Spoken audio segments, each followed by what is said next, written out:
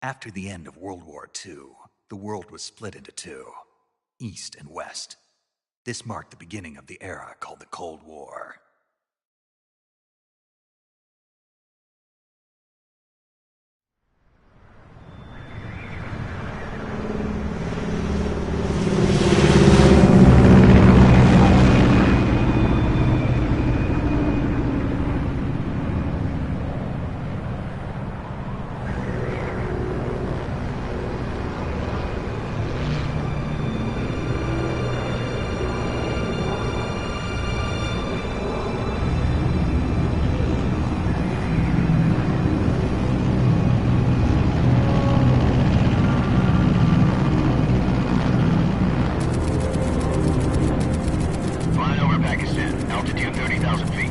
Approaching Soviet airspace. 20 minutes to drop off. Commencing internal depressurization. Equipment check. Arm main parachute. All right. You ready to go? Drop zone still showing a high pressure mass. Cav okay. Good. We've got high visibility.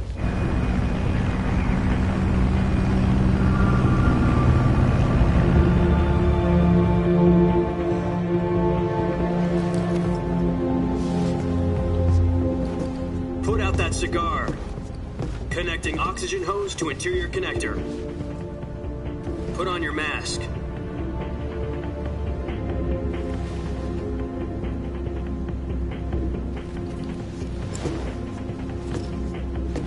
Does this panty waste know what he's doing? Approaching release point. 10 minutes to drop off. Hey, are you deaf? He said put out the cigar and put on your mask.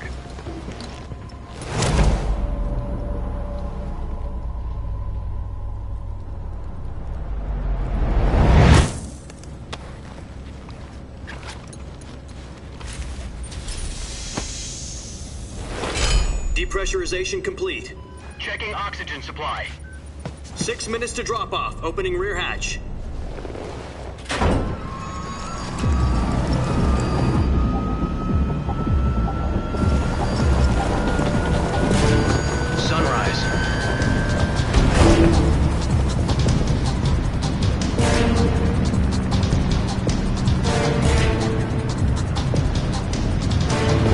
Temperature minus 46 degrees Celsius. 2 minutes to drop off. Stand up. You'll be falling at 130 miles per hour. Try not to get frostbite from the wind chill. 1 minute to drop off. Move to the rear. Activate the alarm bottle. This is one for the history books. The world's first halo jump. 10 seconds to drop off. Stand by. Status okay, all green. Prepare for drop-off. Countdown. 5, 4, 3, 2, 1. Spread your wings And fly. God be with you.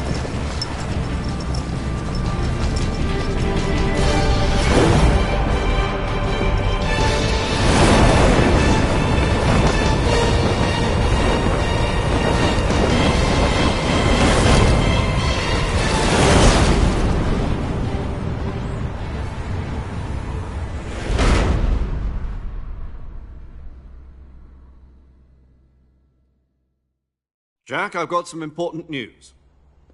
The head of the CIA has finally given us the green light for the Virtuous mission. Virtual mission? No, the Virtuous mission. The future of our Fox unit depends on it. If it succeeds, we'll be officially organized into a unit. Virtuous mission? Sounds like some kind of initiation ritual. You know, don't get cocky. This isn't a training op. Right. So what exactly is this wonderful mission? Well, about 2 years ago, a certain Soviet scientist requested asylum in the West through one of our moles.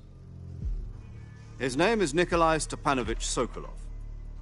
He's head of the OKB-754 Design Bureau, one of the Soviets' top-secret weapon research facilities, and the East's foremost expert on weapons development. Sokolov? Isn't he that famous rocket scientist? The very same. On April the 12th, 1961, the Soviets achieved the first manned spaceflight in history. The Earth was blue, but there was no God. Well spoken. The rocket that carried Yuri Gagarin to orbit was the A-1, known as the Vostok rocket. Sokolov is said to be the man most responsible for the multi-engine cluster used in that rocket. After Gagarin's flight, Sokolov left rocket development to become the head of the newly established Design Bureau. From a lowly technician to head of a design bureau, that's quite a success story, so why'd he want to defect? It seems he'd become afraid of his own creations. Afraid? Call it a crisis of conscience. And for that, he left his country and his family behind and went over the fence? Not exactly. One of his conditions was that his family was also to be taken safely to the west. We used a mole to get the family out first and succeeded in sneaking Sokolov over the Berlin Wall shortly afterwards. I was the one who conducted the operation. The security on the eastern side was still full of holes back then. Then what? We got Sokolov over in one piece, but the whole ordeal had left him exhausted, and we checked him into a hospital in West Berlin.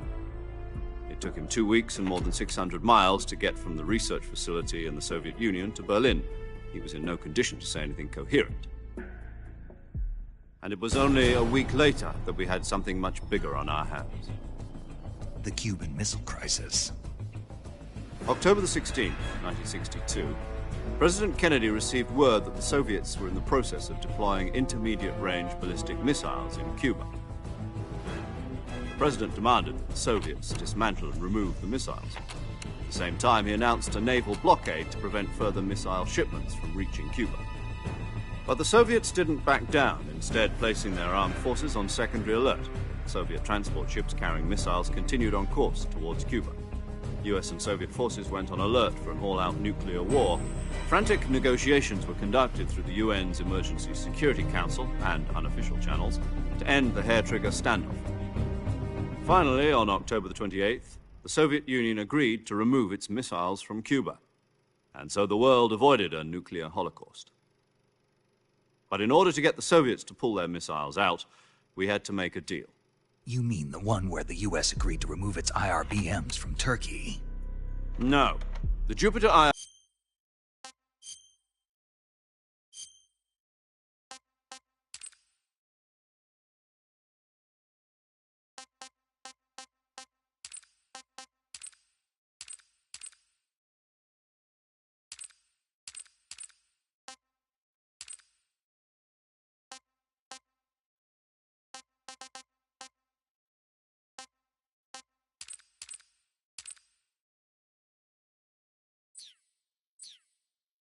IRBMs deployed in Turkey were obsolete, and we were going to get rid of them anyway.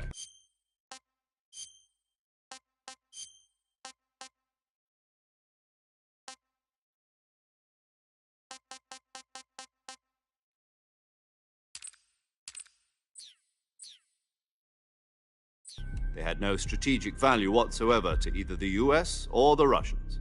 The Turkey deal was a ruse, a cover story that was fed to the other intelligence agencies around the world. So what did the Russians really want? Sokolov. They wanted us to return Sokolov. You mean?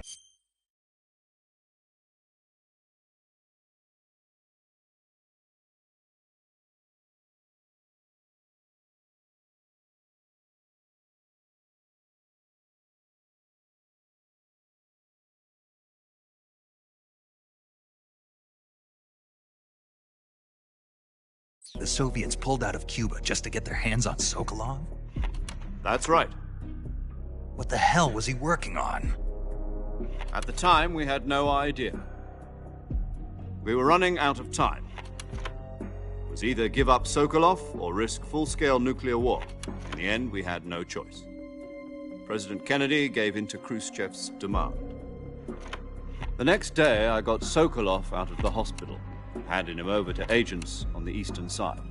Sokolov kept on screaming, "Save me," until he disappeared from my sight. Then, a month ago, we received some new information from one of our moles. About Sokolov? Yes.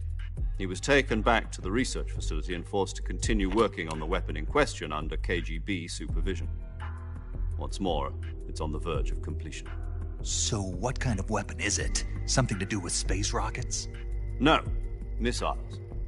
Same technology. I guess you're right. We don't know the details, but it appears to be a new kind of nuclear device. For half a year now, the Soviets have been conducting frequent nuclear tests at Semipalatinsk. Something to do with the weapon, I assume. We're talking about a secret weapon so big that Khrushchev was ready to pull out of Cuba to get it back. Is Sokolov still in the facility? No. According to our intelligence, he's in Selino-Yarsk, a place in the mountains about 3 miles to the west that's known as the Virgin Cliffs. The Virgin Cliffs. Nice name for a virtuous mission. They moved him there just recently. Why? Apparently, they're conducting a field test of the weapon, but it's our best chance to get him back. This mission would never have been possible if he was still in the research facility. This is our last chance. Sokolov must have known that too when he contacted us.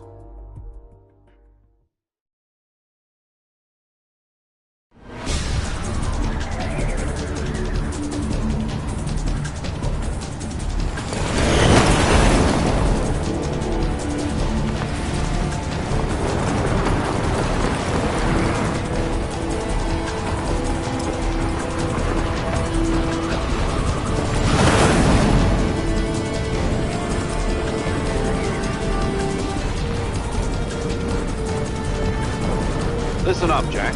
Your mission is to infiltrate Selino-Yarsk in the Soviet mountains, ensure the safety of Sokolov, and bring him back to the West.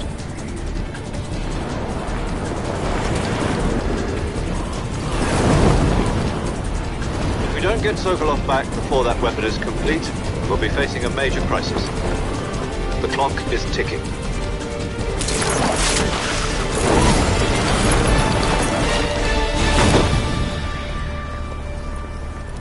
Once we've confirmed the rescue of Sokolov, stand by at the recovery point. A recovery balloon will be dropped at that point. Helium will be pumped into the balloon to inflate it. The process takes about 20 minutes. Once it's complete, the gunship's arm will latch onto the balloon and pull it up. The Fulton surface-to-air recovery system. I'm familiar with the theory. Take it easy. It's been combat-proven. Do you think Sokolov is up to it? The shock will be less than during a parachute jump, and the arm can handle up to 500 pounds. So you're planning on going over the border in a single combat Talon? She's equipped with 2 6-barrel 20mm Vulcan cannons, as well as 2 40mm machine guns. Sounds like she could hold her own against a battalion of tanks. Even with the fuel in the reserve tank, we're facing a 4-hour time limit. If all goes well, it shouldn't take more than a few hours. Home in time for dinner.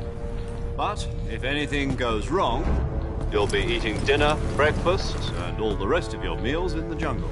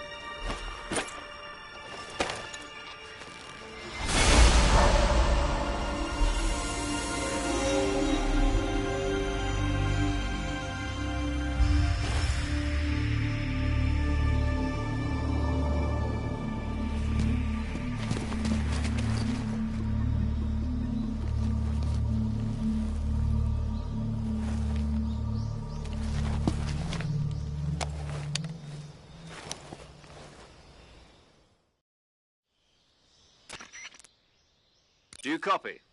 You're already in enemy territory, and somebody might be listening in. From here on out, we'll be using code names to refer to each other. Your code name for this mission will be Naked Snake. I'll be referring to you as Snake from now on. You're not to mention your real name. Snake? What, you don't like snakes? What do you mean? Well, you've eaten one before, haven't you? In survival training. I'm glad to hear that. I don't know if I'd ever order one in a restaurant, but... Be careful, you might not have a choice. What about you, Major? What should I call you? Let's see. I'll be Tom. Call me Major Tom. This will be a sneaking mission. You must not be seen by the enemy. You must leave no trace of your presence. Is that clear? This kind of infiltration is the Fox unit's speciality. In other words, weapons and equipment are procured on site. That goes for food as well. You're completely naked, just as your name implies. Great. Now I see why you asked me if I like snakes. I suppose calling me Snake was your idea of a joke, too. No. There's a good reason for that. I'll tell you later when the time is right. Gotcha. Getting back to the subject, how exactly am I supposed to feed myself? You've been issued a knife and a tranquilizer gun. Use them to hunt for food. You'll also find some medical supplies in your backpack. Yeah, about the backpack. I lost it in a tree on the way down. I see. Well, you'd better go back and get it then. You know where it is? No problem. I can see it from here. It's stuck on a branch. To climb a tree, stand in front of a tree that's covered in ivy and press the action button. I'll be monitoring your progress over the radio. We can't risk violating Soviet airspace, but I'll be in the gunship. My frequency is 140.85. I'll give you a call if I need to talk to you. If you need to talk to me, use the send function. Okay, Snake, go get your backpack.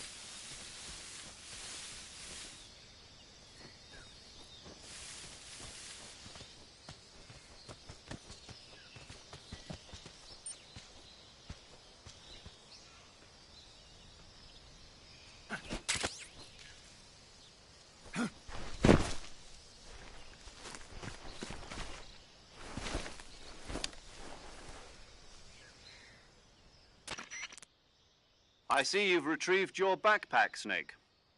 To equip a weapon, it's necessary to take it out of your backpack. In the survival viewer, choose Weapon from the backpack. Your available weapons will be displayed in a list on the screen. From that list, choose the weapon you want to equip and press the Enter button. For other equipped items, just do the same thing from Item. Got it. Use the survival viewer backpack. Yep, that's right. Survival is fundamental to this mission. After you've been out in the field for a while, your stamina will start to drop. If your stamina gets too low, it'll affect your performance. You won't be able to shoot accurately, for example, and your wounds won't heal as smoothly. Keep an eye on your stamina so you don't run out. To recover lost stamina, you can hunt for local flora and fauna. You can use either your tranquilizer gun or your knife to hunt. My only weapon is a Mark 22 Hush Puppy tranquilizer gun? That's right. It's been fitted with its own suppressor. However, the suppressor will deteriorate every time you fire. Once its durability reaches 0, the noise suppression effect will be gone. So don't get too trigger happy with it. The suppressor's durability is shown in the icon. Any weapons and equipment beyond what you're carrying now, you'll have to find as you go. I have to find my own weapons and equipment? Whose crazy idea was this anyway? Solo covert actions are standard Fox operating procedure. You can't leave any traces of your presence. No weapons, equipment, footprints, sweat, or bodily wastes. The same goes for bullets and cartridges, too. Your presence in enemy territory is already a violation of international conventions of warfare. There aren't supposed to be any American soldiers in Russia. It could spark an international incident. You can't let anyone see you. You can't let the enemy know you're there. This is a stealth mission. You're a ghost, Snake, in every sense of the word. And there'll be no rescue if you're captured. The military and U.S. government will deny any involvement in the affair. Then I'll just have to take care of myself, huh? I'm afraid so. You've been given a fake death pill for that purpose. SIS guidelines stipulate that soldiers on covert ops like this one be issued a potassium cyanide capsule. Tape it to your body so you can take it when you need to. How generous of you. Use it if you're taken prisoner by the enemy. It'll send you into a state of false death for a short time. Fooling them into thinking that I'm really dead. So how do I come back to life? Just take the revival pill. You mean that thing they put in my tooth before the mission? That's the one. But be careful. If you remain in a state of false death for too long, nothing will be able to bring you back. Remember that. I'll keep it in mind. You said this was a solo mission, right? Right. I guess that means I can't count on any reinforcements. Correct. The mission rests entirely in your hands. A real one-man army.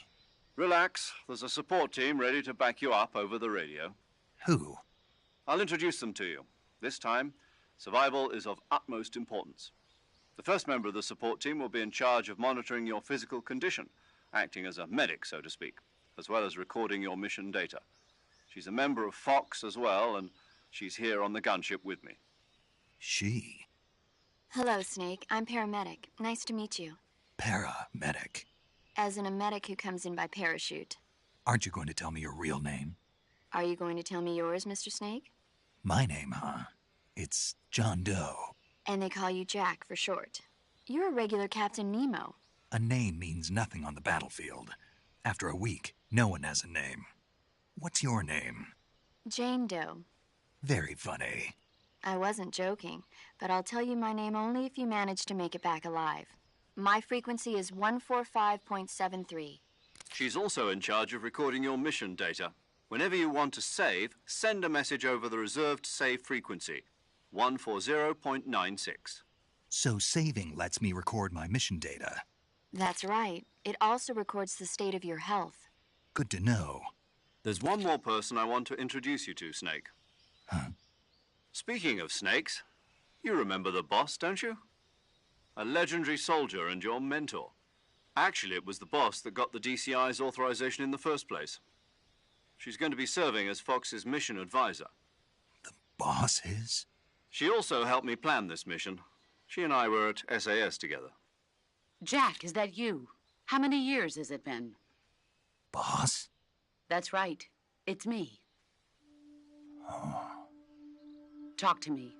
Let me hear your voice. It's been 5 years, 72 days, and 18 hours. You've lost weight. You can tell just by the sound of my voice. Of course I can. I know all about you. Really? Well, I don't know anything about you. What's that supposed to mean? Why'd you disappear on me all of a sudden? I was on a top-secret mission. You didn't need me anymore. But there were still so many things I wanted you to teach me. No, I taught you everything you needed to know about fighting techniques. I taught you all I could. The rest you needed to learn on your own. Techniques, sure. But what about how to think like a soldier? How to think like a soldier? I can't teach you that. A soldier needs to be strong in spirit, body, and technique. And the only thing you can learn from someone else is technique. In fact, technique doesn't even matter. What's most important is spirit. Spirit and body are like two sides of a single coin. They're the same thing. I can't teach you how to think. You'll just have to figure it out for yourself. Listen to me, Jack. Just because soldiers are on the same side right now doesn't mean they always will be.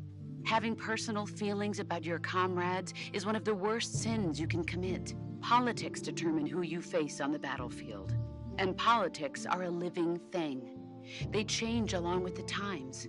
Yesterday's good might be tomorrow's evil. Is that why you abandoned me? No, it had nothing to do with you. I already told you, Jack. I was on a top-secret mission. A soldier has to follow whatever orders he's given. It's not his place to question why. But you're looking for a reason to fight. You're a natural-born fighter, but you're not quite a soldier. A soldier is a political tool, nothing more. That's doubly true if he's a career soldier. Right and wrong have no place in his mission. He has no enemies and no friends. Only the mission. You follow the orders you're given.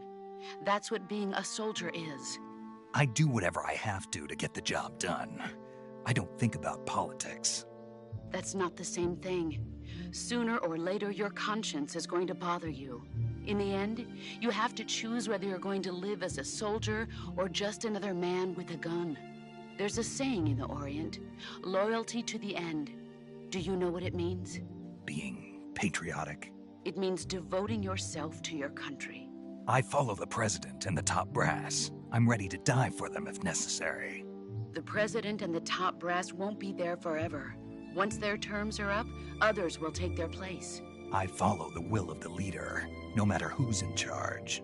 People aren't the ones who dictate the missions. Then who does? The times. People's values change over time, and so do the leaders of a country. So there's no such thing as an enemy in absolute terms. The enemies we fight are only enemies in relative terms, constantly changing with the times. As long as we have loyalty to the end, there's no point in believing in anything, even in those we love. And that's the way a soldier's supposed to think? The only thing we can believe in with absolute certainty is the mission, Jack. All right, but do me a favor. What is it? Call me Snake. Snake. Oh, right. Your codename is Snake. It suits you well. That's right. The legendary unit that the boss put together during World War II was a snake. The Cobra unit, a group of heroes that brought the war to an end and saved the world. As long as you've got a legendary hero backing you up, you'll be fine. Isn't that right, Snake? Yeah. I can't think of anyone else I'd rather have with me. Oh, and one more thing, boss. Yes? It's good to hear your voice again. Same here. After all, who knows if either of us will make it out alive? Snake, you are always best at urban warfare and infiltrating buildings. But this is the jungle. Survival is going to be key. Those CQC techniques I taught you are sure to come in handy. CQC? Close quarters combat, huh? I've been in the Green Berets for the past few years. I'm probably pretty rusty. Not to worry. I'll be here to help you remember. After all, this is your first actual survival mission. I'll be supporting you over the radio. Where are you, boss? Next to the Major? The boss is communicating with us by radio from aboard a Permit-class submarine in the Arctic Ocean. My frequency is 141.80. Call me if you need my advice on battle techniques. Gotcha. Your mission is to retrieve Dr. Sokolov. Dr. Sokolov is being held in an abandoned factory located to the north of your current position. Avoid heavy combat and don't let anyone see you. Don't forget that this is a stealth mission. Snake, try to remember some of the basics of CQC.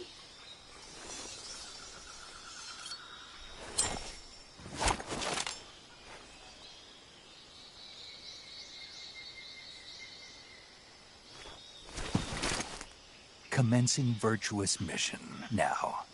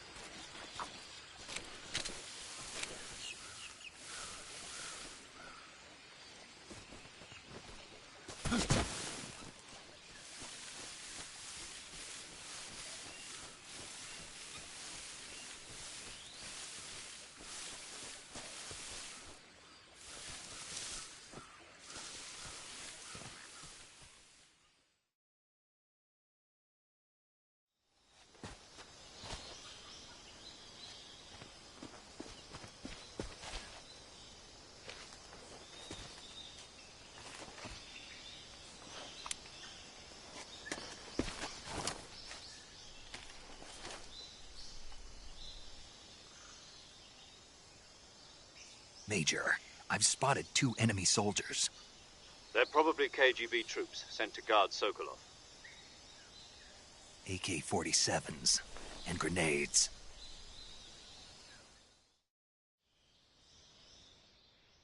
Snake, your presence in Soviet territory is already a violation of international law. We can't let the Kremlin find out that the CIA and the American government are involved. Contact with the enemy is strictly prohibited. Don't engage them in battle either. This is a stealth mission. Got that? The Major is right. The point of this mission is to sneak through the jungle without being seen. The success of the mission depends on how well you use your camouflage. Change your camouflage by selecting Camouflage from the Survival Viewer. The Uniform option lets you pick your uniform, while the Face option lets you change your face paint. Choosing camouflage that blends in with your surroundings will help you conceal yourself more effectively. Also, don't forget that anything that moves will stand out in the jungle. If you just stand up and run around like an idiot, you're bound to be spotted. But if you crawl instead, you should be able to sneak by without being noticed. You can see how effective your camouflage is by looking at the Camo Index. The Camo Index shows how well your current camouflage blends in with the surrounding area. The higher the value, the harder you are to spot, and vice versa. The key is to make yourself one with nature. Keep that in mind as you go along, okay?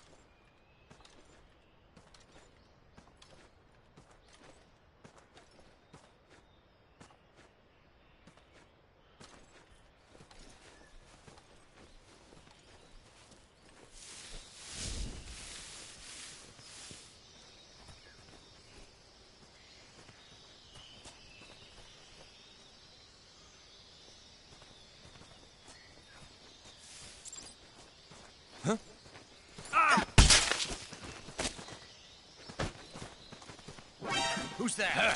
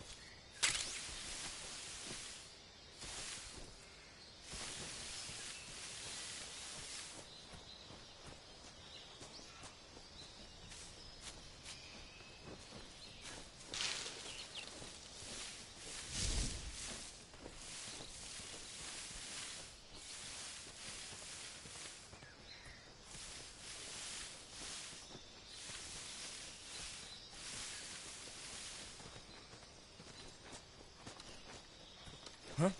Ah!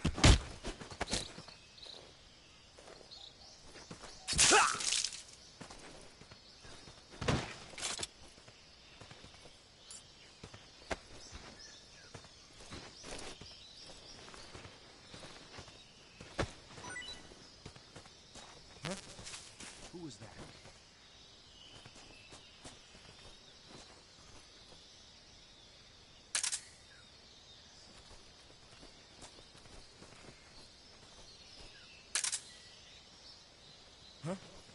What's wrong?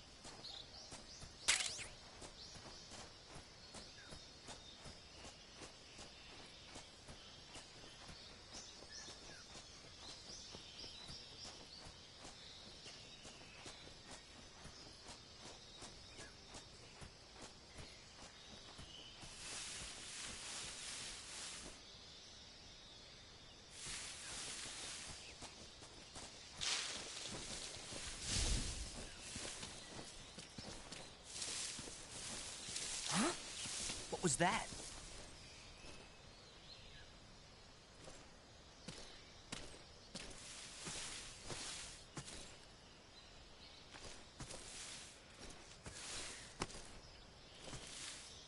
Nothing here.